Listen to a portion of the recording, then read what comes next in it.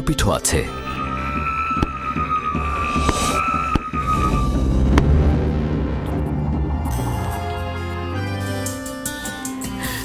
সামাজিক সচেতনতাই রোধ করবে এই ঘৃণ্য অপরাধ। নারী উত্তক্তকরণকে না বলুন। জনস্বার্থে পল্লী কর্ম সহায়ক ফাউন্ডেশন।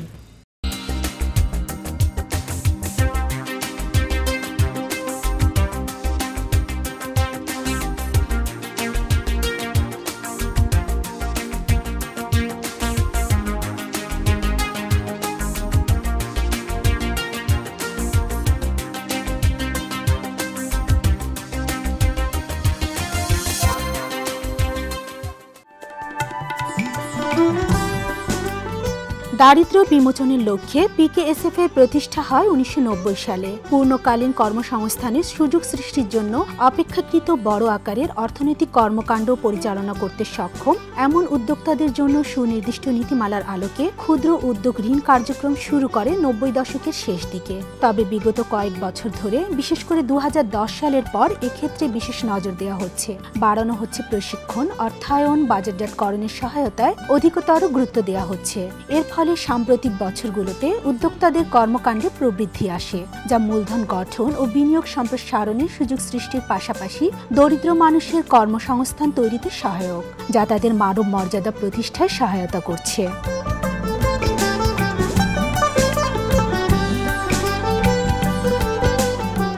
পিকেএসএফ প্রথাগত ক্ষুদ্র ঋণ থেকে বেরিয়ে এসে ক্ষুদ্র ঋণকে বহুমুখীকরণ ও বৈচিত্র্যময় করেছে। এর ফলে ক্ষুদ্র ঋণ যুগ উপযোগী ও দরিদ্র বান্ধব হয়েছে। ক্ষুদ্র উদ্যোক্তাদের পণ্য সামগ্রীর মান উন্নয়ন ও ব্যবসায়িক উন্নতির জন্য বিভিন্ন পদক্ষেপ গ্রহণ করেছে পিকেএসএফ। প্রয়োজনীয় প্রশিক্ষণ, হাতে কলমে কারিগরি সহায়তা এবং ব্যবসায়িক পরিবেশ তৈরি করে বেকার ও দরিদ্র জনগোষ্ঠীকে কর্মে ফিরিয়ে আনার প্রচেষ্টা গ্রহণ করেছে পিকেএসএফ। এতে উদ্যোগী মানুষ শুধু নিজেদের জীবনের পরিবর্তন করেননি, অন্য উদ্যোক্তাদের কাছে হয়েছেন দৃষ্টান্ত। পল্লী কর্ম সহায়ক ফাউন্ডেশন 1990 সালে প্রতিষ্ঠিত হয়। এর সঙ্গবিধিতে ক্ষুদ্র ঋণের উল্লেখই নেই। ঋণের উল্লেখ আছে, অবশ্যই অর্থায়ন প্রয়োজন, কিন্তু ওই সময়ে যে চিন্তাভাবনা দেশের মধ্যে বিরাজমান ছিল সেই আলোকে এটিকে ক্ষুদ্র ঋণ প্রতিষ্ঠান হিসাবে দাঁড় করানো হয়। অর্থাৎ এর সহযোগী সংস্থাদেরকে ক্ষুদ্র ঋণ দেওয়ার জন্য পল্লী কর্ম সহায়ক ফাউন্ডেশন অর্থায়ন করতে শুরু করে এবং এটা আস্তে আস্তে সম্প্রসারিত হতে থাকে। তো কিছুদিন পরেই বোঝা যায় যে শুধু ক্ষুদ্র ঋণ দিয়ে দারিদ্র্য বিমোচন সম্ভব নয়, টেকসই দারিদ্র্য বিমোচন তো নয়। কাজেই এতে প্রথম দিকে কিছু বিচিত্রায়ন আনার চেষ্টা করা হয়। একটি করা হয় যে অতি দরিদ্র যারা, তাদেরকে ক্ষুদ্র ঋণ দেওয়া হতো না। পল্লী কর্ম সহায়ক ফাউন্ডেশন বড় আকারের ক্ষুদ্র ঋণ কর্মসূচি চালু করে মঙ্গা নিরসনের লক্ষ্যে, এবং সেটার মধ্যে কিছু প্রশিক্ষণ এবং স্বাস্থ্যসেবা অন্তর্ভুক্ত করা হয়। আরেকটি বৈচিত্র্যায়ন আনা হয়, সেটি হচ্ছে যে আগে সবগুলো ঋণ, এবং এখনও সেটা আছে, সপ্তাহে সপ্তাহে পরিশোধ করতে হয়। তো সেই জায়গা থেকে বেরিয়ে আসে অনেক ক্ষেত্রে এটা 1 মাস 2 মাস বা এমনকি কৃষি ঋণ বা মৌসুমি ঋণের ক্ষেত্রে ফসল ওঠার পরেও ক্ষুদ্র ঋণ দেওয়ার ব্যবস্থা করা হয়। কিন্তু এই কাজগুলো করার পরও পুরো প্রতিষ্ঠানটা একটা ক্ষুদ্র ঋণ ভিত্তিক থেকে যায়। 2010 সালে আমরা একটা বড় আকারের পরিবর্তন আনি, এবং সেটি হচ্ছে যে শিক্ষা, স্বাস্থ্য, প্রশিক্ষণ, অবকাঠামো, সামাজিক পুঁজি, জলবায়ু পরিবর্তনের অভিঘাত মোকাবেলা করার ব্যবস্থাকরণ ইত্যাদি অনেকগুলা অনুষঙ্গ নিয়ে একটা সমন্বিত উন্নয়ন প্রক্রিয়া শুরু করা হয়, যেটাকে আমরা পরিবার ভিত্তিক বলতে পারি। উন্নয়ন, প্রত্যেকটা পরিবারের একটা পরিকল্পনা তৈরি করা হয়, সেই পরিকল্পনা অনুযায়ী তাদের যা যা সহায়তা লাগে সেই সহায়তা দেওয়া হয়। ইতিমধ্যেই এটা 43টি ইউনিয়নে পূর্ণাঙ্গভাবে বাস্তবায়িত হচ্ছে। আরও 100টি ইউনিয়নে সম্প্রসারিত করা হয়েছে। তবে সেখানে প্রাথমিকভাবে শিক্ষা, স্বাস্থ্য, পুষ্টি এবং জনসচেতনতা বৃদ্ধি, এই 5টি অনুষঙ্গ নিয়ে কাজ করছি। পরবর্তীতে আস্তে আস্তে অন্যান্য অনুষঙ্গ এখানে যোগ করা হবে। এছাড়াও পল্লী কর্ম সহায়ক ফাউন্ডেশন তার যতগুলি কর্মসূচি আছে সব জায়গায় এখন মানবকেন্দ্রিক উন্নয়ন প্রক্রিয়া চালু করার চেষ্টায় আছে। সেজন্য প্রশিক্ষণকে প্রাধান্য দেওয়া হচ্ছে, যার যেরকম প্রয়োজন সেই রকম অর্থায়ন করার চেষ্টা করা হচ্ছে, যাতে 10 লাখ পর্যন্ত প্রয়োজনে, এবং যদি বাস্তবতার আলোকে সেটা সঠিক মনে হয় তাহলে 10 লাখ পর্যন্ত অর্থায়ন করা হচ্ছে। আমাদের যে সহযোগী সংস্থা যারা আছে তাদেরকে আমরা বলেছি, এবং তারা একমত হয়েছেন যে তাদের বছরে যে সঞ্চয় থাকবে তার 10% তারা শিক্ষা, স্বাস্থ্যসহ সামাজিক খাতে ব্যবহার করবেন। এবং অনেক সংস্থা ইতিমধ্যেই সেখানে পৌঁছে গেছে, অনেক সংস্থা সেই লক্ষ্যে কাজ করছে। কাজে এখন একটা মানবকেন্দ্রিক, মানুষকে সামনে রেখে মানবাধিকার এবং মানুষের মানব মর্যাদা প্রতিষ্ঠার লক্ষ্য নিয়ে মানুষের যে নানাবিধ সমস্যা আছে সেগুলি সমাধানের একটা প্রচেষ্টা পল্লী কর্মসহায়ক ফাউন্ডেশনের সব কর্মকাণ্ডে আস্তে আস্তে সম্প্রসারিত হচ্ছে এবং এই প্রক্রিয়া চলতে থাকবে। পিকেএসএফ এর এ সকল কার্যক্রমকে মানুষের দোরগোড়ায় পৌঁছে দিতে কাজ করছে বিভিন্ন সহযোগী সংস্থা। তেমনি একটি সহযোগী সংস্থা সোসাইটি ফর সোশ্যাল সার্ভিস বা এসএসএস। পিছিয়ে পড়া জনগোষ্ঠীর আর্থসামাজিক ও সাংস্কৃতিক অবস্থার উন্নয়ন, ন্যায় বিচার ও শান্তি প্রতিষ্ঠার লক্ষ্যে 1986 সালে এসএসএ প্রতিষ্ঠা হয়। অভিষ্ট লক্ষ্যে পৌঁছা দৃঢ় প্রত্যয় নিয়ে সংস্থাটি প্রাথমিক পর্যায়ে টাঙ্গাইল জেলার 2টি উপজেলার 4টি ইউনিয়নের সচেতনতা, নারী ও শিশু অধিকার, শিক্ষা ইত্যাদি কর্মসূচি বাস্তবায়ন করে। পরবর্তীকালে পর্যায়ক্রমে 27টি জেলায় ঋণ কার্যক্রম, শিক্ষা ও শিশু উন্নয়ন, কর্মমুখী শিক্ষা, স্বাস্থ্যসেবা, মানব সম্পদ উন্নয়ন, কৃষি সম্প্রসারণ, মৎস্য চাষ ও পশু সম্পদ উন্নয়ন, দুর্যোগ ব্যবস্থাপনা, পুনর্বাসন ও ভিক্ষাবৃত্তি নিরসন ইত্যাদি কর্মসূচি বাস্তবায়ন করছে। 1987 সালে এসএসএস প্রতিষ্ঠিত হয়। প্রাথমিক অবস্থায় শুধুমাত্র সাংগঠনিক কার্যক্রম চলমান ছিল এবং 1990 সাল থেকে এপিএইচডি নামক দাতা সংস্থার সহায়তায় আনুষ্ঠানিকভাবে উন্নয়ন কার্যক্রম এসএসএস শুরু করে। 1991 সাল থেকে সংস্থা ক্ষুদ্র ঋণ কার্যক্রম শুরু করে এবং সেপ্টেম্বর 1992 সাল থেকে এসএসএস পিকেএসএফ এর সহযোগী সংস্থা হিসাবে আর্থিক সহযোগিতা লাভ করে।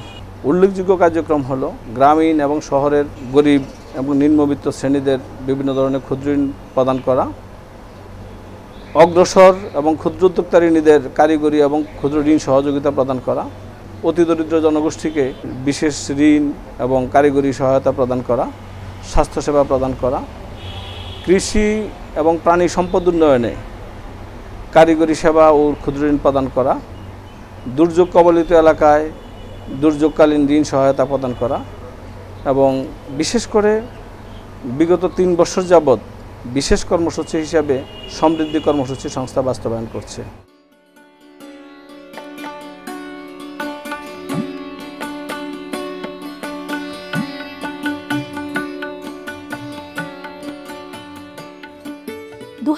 সালের শুরুতে এসএসএস সংস্থাটি পিকেএসএফ এর পরিকল্পনায় এবং অর্থায়নে সমৃদ্ধি কর্মসূচিটি টাঙ্গাইল সদর উপজেলার দৈন্যা ইউনিয়নে শুরু করে। ঝুমুর বেগম তেমনই একজন নারী সদস্য যিনি সমৃদ্ধি কর্মসূচির আওতায় সফলতার এক অনন্য দৃষ্টান্ত স্থাপন করেছেন।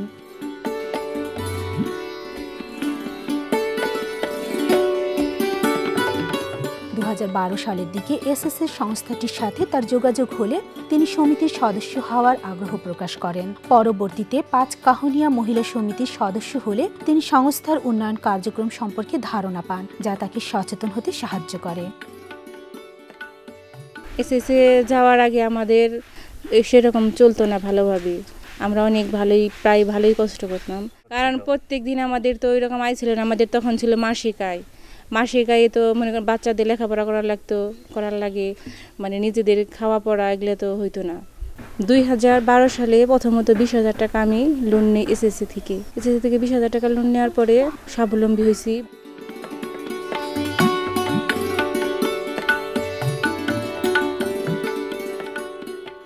ঋণের টাকায় একটি গাভী কেনেন, গাভী বিক্রি করে লাভবান হলে লাভের টাকায় আরও 2টি গাভী কেনেন। পরবর্তীতে সংস্থা ঋণ পরিশোধ করতে সক্ষম হলে তাকে সমৃদ্ধি কর্মসূচির আওতায় 1 লক্ষ টাকা ঋণ দেওয়া হয়। ঋণের টাকায় তিনি গরু, ছাগল ও 10 জোড়া কবুতর কেনেন।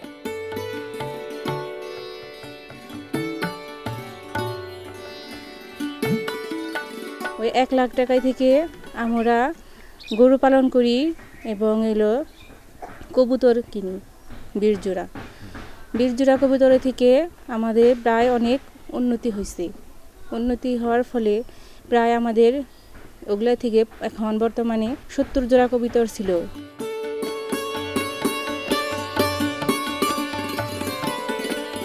আয়ের উৎস হিসেবে কবুতর পালন লাভজনক হওয়ায় তিনি কবুতর পালনে সচেষ্ট হন।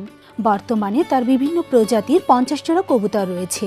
এই কবুতর থেকে মাসে 30 থেকে 35 জোড়া বাচ্চার জন্ম হয়।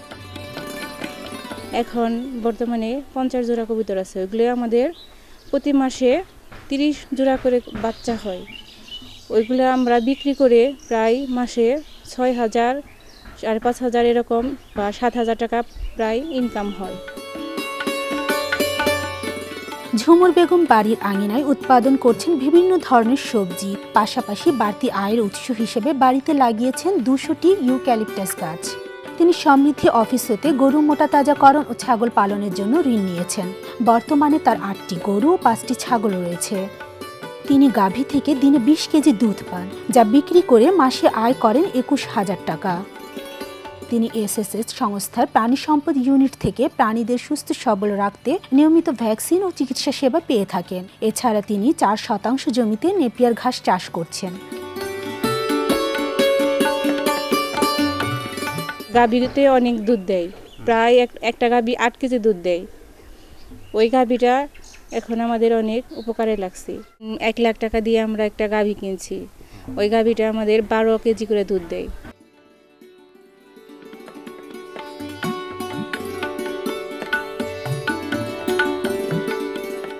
তার চলতি ঋণ রয়েছে 2,50,000 টাকা। 25% জমির উপর নির্মিত বাড়িটিকে তিনি আদর্শ সমৃদ্ধ বাড়ি হিসেবে গড়ে তুলতে চান। তার ভবিষ্যৎ ইচ্ছা ডেইরি ফার্ম করার মাধ্যমে বেকার লোকজনের কর্মসংস্থান সৃষ্টি করা। এসএস থেকে এখন বর্তমানে আমরা 2.5 লাখ টাকা ঋণ আছে। লোন আনার পরে আমরা একটা ছোটো মোটো দেখে বর্তমানে এখন একটা গাভীর ফার্ম করতে চাইতেছি, মানে করছি ছোটো মোটো। এখন বর্তমানে আল্লাহর কাছে কামনা করি, যেহেতু আল্লাহ জানি আমাদের একটু মুখ তুলে তাকায়, আমরা জানি একটু বড়োভাবে ফার্ম করতে পারি বা লোকজন রেখে জানি কাজ করাতে পারি। এখন তো বর্তমানে আমরা নিজেরাই কাজ করতেছি, আমাদের আশা আছে অনেক বড় হওয়ার।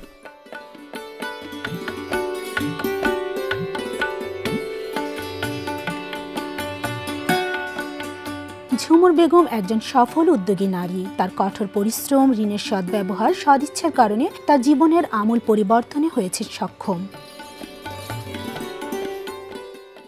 দরিদ্র অবস্থা থেকে উত্তরণের মাধ্যমে নিজেকে তিনি অর্থনৈতিকভাবে প্রতিষ্ঠিত স্বাবলম্বী নারীতে পরিণত করেছেন। তার এই সফলতার পেছনে রয়েছে পিকেএসএফ এর আর্থিক সহায়তা ও এসএসএস সংস্থাটির যৌথ প্রয়াস। আজকে আমরা একটি পরিবারের কথা জানলাম, যেখানে তারা তাদের বাড়িতে একটা সমৃদ্ধ বাড়ি তৈরি করার কার্যক্রম শুরু করেছেন, যেটি আমাদের সমৃদ্ধি যে কার্যক্রম আছে তার আওতায় আমরা প্রত্যেকটি বাড়িকে সমৃদ্ধ বাড়ি করে গড়ে তুলব। সেখানে পশু থাকে, সেখানে কবুতর থাকে, সেখানে মুরগির ব্যবস্থা থাকে, সেখানে শাক সবজি থাকে, সেখানে গাছপালা থাকে, সেখানে জৈব সার তৈরি করা হয়। এখনও এই বাড়িটি পুরোপুরি সমৃদ্ধ বাড়ি হিসেবে তৈরি হয়নি। এখন তার শুধু গরু আছে, পায়রা আছে, এবং গরু এবং পায়রা থেকে তার মাসিক দুধ এবং পায়রা বাচ্চা বিক্রি করে প্রায় 25 থেকে 30,000 টাকা তার মাসিক আয় হয়।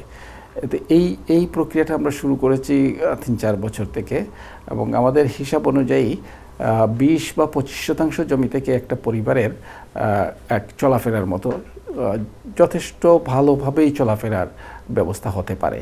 সেটাকে যদি পুরোপুরি যে আঙ্গিকে আমরা সমৃদ্ধ বাড়ি দেখতে চাই সেই আঙ্গিকে তৈরি করা হয়। এই বাড়িটি এখনও সেই জায়গায় পৌঁছেনি। তবে এই পথটা বাংলাদেশের জন্য খুব উপযোগী এই জন্যে যে আমাদের জমি কমে যাচ্ছে, কৃষি জমি একদিকে, অন্য ব্যবহারের জন্য এবং জলবায়ু পরিবর্তনের কারণেও, আবার অন্যদিকে যেহেতু জলবায়ু পরিবর্তনের জন্য আবহাওয়ায় নানান ধরনের পরিবর্তন হবে, উৎপাদনশীলতাও কমে যেতে পারে। কাজে আমাদের যে জমি আছে বা যে জমি থাকবে সেটার সর্বোচ্চ ব্যবহার নিশ্চিত করার দরকার, এবং সেই আঙ্গিক থেকে যদি আমরা বিচার করি তাহলে সমৃদ্ধ বাড়ি একটা খুবই উপযোগী ব্যবস্থা।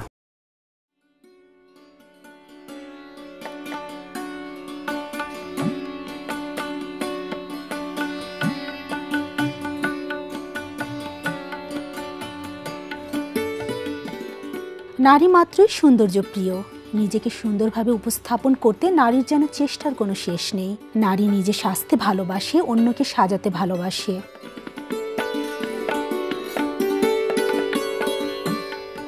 তেমনি একজন নারী শাহিন আরা মিষ্টু, যিনি অন্য নারীকে নিজ হাতে আকর্ষণীয় মোহনীয় সাজে সাজাতে আনন্দ খুঁজে পান। তাই তো নারীকে সুন্দরভাবে সাজানোর ব্রত নিয়ে শেখেন মেকআপের কাজ। প্রথম থেকে সাজগোজ পছন্দ করতাম, ইচ্ছা থাকে না, অনেকের হবি থাকে যে এইটা করবো ওটা করবো। গ্রাজুয়েশন শেষ করেছি আপনার, তারপরে তো বিয়ে হলো। তারপরে বসে খাবো সেটা না ভেবে চাকরি করবো তা না করে ভাবলাম একটা ব্যবসা করি। তো উদ্যোগ নিলাম, পার্লার করি, ছোট্ট একটা দোকান নিলাম। তারপরে আস্তে আস্তে এটা এস্টাবলিশড হওয়ার, আর আগে তো ভাড়া দোকানই করতাম, এখন তো তিনটা দোকানই পজিশন নিজেদের আমাদের নিজস্ব। 18 বছর আগে ঢাকার একটি বিউটি পার্লারে বিউটিশিয়ান হিসেবে শুরু করেন কর্মজীবন। তারপর নিজস্ব একটি বিউটি পার্লার করার সুপ্ত বাসনা থেকে স্বামী সাজ্জাদ হোসেনের সহযোগিতায় টাঙ্গাইল শহরে গড়ে তোলেন চমক নামের একটি ছোট্ট বিউটি পার্লার।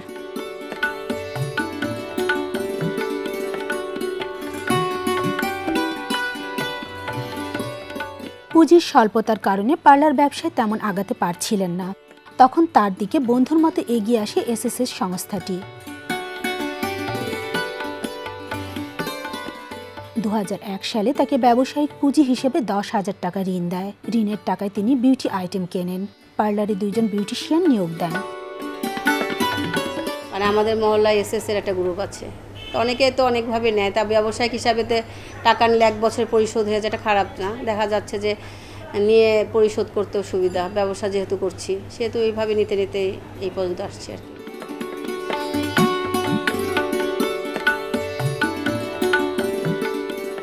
গ্রাহককে আরও উন্নত মানের সেবা দিতে তিনি কলকাতা থেকে মেকআপের উপর 2 মাসের প্রশিক্ষণ নেন। ধীরে ধীরে তার পার্লারে পরিচিতি বাড়ে। উচ্চ বিলাসী মানুষ পার্লার আসে, এখন কিন্তু তা না। এখন তো সব শ্রেণীর লোকই পার্লারে আসে, হ্যাঁ সব আসে, A to Z পর্যন্ত মানুষ আসে। এখন সবাই সচেতন, রূপ সচেতন। কেউ চায় না যে নিজেকে সুন্দর না করে ঘরে বসে থাকে, এটা হলো মূল বিষয়।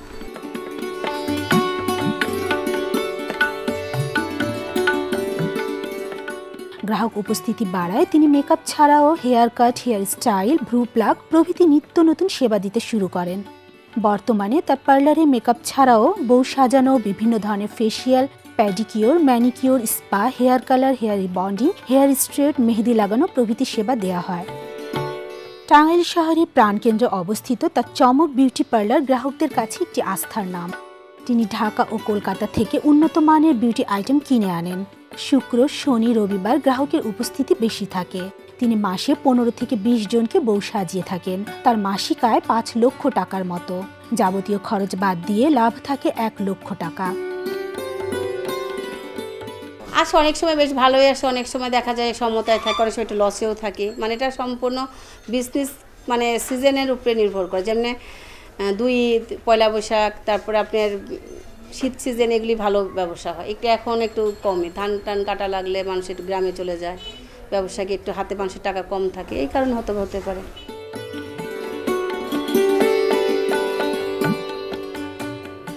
বর্তমানে তার পার্লারে 10 জন গারো উপজাতি বিউটিশিয়ান হিসেবে কাজ করছে। তাদের তিনি সর্বোচ্চ 15,000 টাকা বেতন দিয়ে থাকেন। 10 জন বিউটিশিয়ান কাজ করে আমার এখানে, একজন ম্যানেজার আছে সাথে। স্যালারি মাসিক হিসাবে সবার স্যালারি, কে 15 আছে, কে 10 আছে, কে 7 আছে, কে 8 আছে, এরকম আর কি। বিভিন্ন ক্যাটাগরির উপরে ডিপেন্ড করে, যার যার স্যালারি উপরে। সিনিয়র জুনিয়র আছে।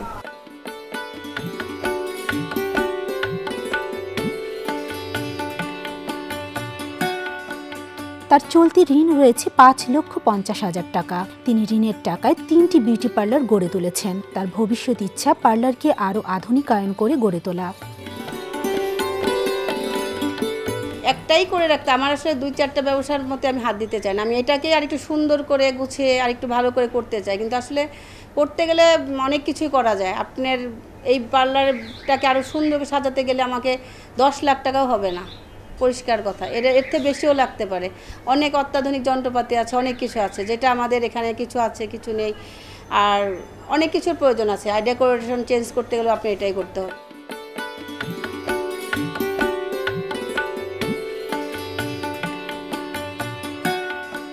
শাহিন আরা বর্তমানে অর্থনৈতিকভাবে প্রতিষ্ঠিত স্বাবলম্বী একজন নারী। কঠোর পরিশ্রম, ঋণের সদ্ব্যবহার, আত্মবিশ্বাস ও সুনির্দিষ্ট লক্ষ্য থাকায় তিনি নিজেকে সফল নারী হিসেবে প্রতিষ্ঠিত করতে সক্ষম হয়েছেন। তার সফলতার পেছনে PKSF এর আর্থিক সহায়তার পাশাপাশি এসএসএস সংস্থাটির অবদান অনস্বীকার্য। দ্বিতীয় উদাহরণটি আমরা দেখলাম, সেটা হচ্ছে বিউটি পার্লার। এর আগে আমরা কোনো বিউটি পার্লার প্রদর্শন করিনি আমাদের কোনো অনুষ্ঠানে। এটি শুরু হয়েছিল অনেক আগে, কিন্তু খুব বড় হওয়ার সুযোগ ছিল না, কারণ তার অর্থের সংকট ছিল এবং পল্লী কর্মসহায়ক ফাউন্ডেশন আগে বেশি অর্থায়ন করতে পারতো না। 2010-এর পরে আমরা যখন বেশি বেশি করে অর্থায়ন করা শুরু করি, তারপরে তিনি অর্থ নিতে শুরু করেন, তিনিও বেশি বেশি অর্থ নেন এবং এখন তার 3টি পার্লার আছে এবং তার মাসে নিট আয় হয় 1 লাখ টাকার মতো। 10 জন কর্মচারী আছে যারা সর্বোচ্চ 15,000 টাকা পর্যন্ত বেতন পায়। তো এই যে সমৃদ্ধ জীবনের দিকে এগিয়ে যাওয়া, তার জন্য যে বিষয়গুলো লাগে সেগুলি লাগে যে তাকে প্রশিক্ষণের ব্যাপার। তিনি প্রশিক্ষণ নিয়েছেন কলকাতা থেকে, তার বাজারজাতকরণ, অর্থাৎ এখানে এই জায়গায় যে মানুষ আরও বেশি বেশি করে কীভাবে আসবে সেই জায়গায় তার প্রশিক্ষণ আছে। তারপরে তার যে কর্মচারীগুলি, দক্ষ কর্মচারী আছে, এই সবগুলো মিলিয়ে এবং অর্থায়ন যেটা পল্লী কর্মসহায়ক ফাউন্ডেশনের সহযোগী সংস্থা করেছে, 5 লাখ টাকার মতো তার এখন ঋণ স্থিতি আছে। সেই জন্যই এই যে ভিত্তিটা তার সৃষ্টি হয়েছে এবং সেটাকে তিনি সম্প্রসারণ করছেন। আমরা আগে যে উদাহরণটা দেখেছি সেখানেও 2010 সালে তিনি মাত্র শুরু করেছিলেন এবং এখন তার ঋণ স্থিতি আছে 3 লাখ, 3.5 লাখ টাকার মতো। এই অর্থায়নটা উপযুক্ত অর্থায়ন না হলে আগানো যায় না। এই একটা জিনিস আমরা সমৃদ্ধি কর্মসূচি পল্লী কর্মসহায়ক ফাউন্ডেশন থেকে জানতে পেরেছি বাস্তবতার আলোকে, এবং সেই আঙ্গিক থেকেই আমরা এখন উপযুক্ত অর্থায়ন করি, সঙ্গে সঙ্গে প্রশিক্ষণ, বাজারজাতকরণের সহায়তা, প্রযুক্তির উন্নতি, এই সবগুলোর দিকে আমরা নজর দিই এবং এই পল্লী কর্মসহায়ক ফাউন্ডেশনের এই কার্যক্রম আস্তে আস্তে সম্প্রসারিত হচ্ছে।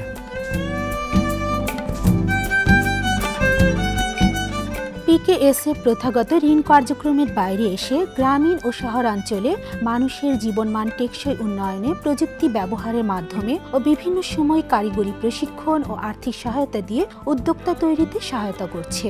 তাদের এই প্রয়াসে দেশের উদ্যোগী দরিদ্র মানুষগুলো আজ সফলতার মুখ দেখছেন। দরিদ্র মানুষগুলো দারিদ্র্যের বেড়াজাল থেকে বেরিয়ে নিজেদেরকে যেন মান মর্যাদায় টেকসইভাবে প্রতিষ্ঠিত করতে পারে সেই প্রয়াস নিয়েছে পিকেএসএফ।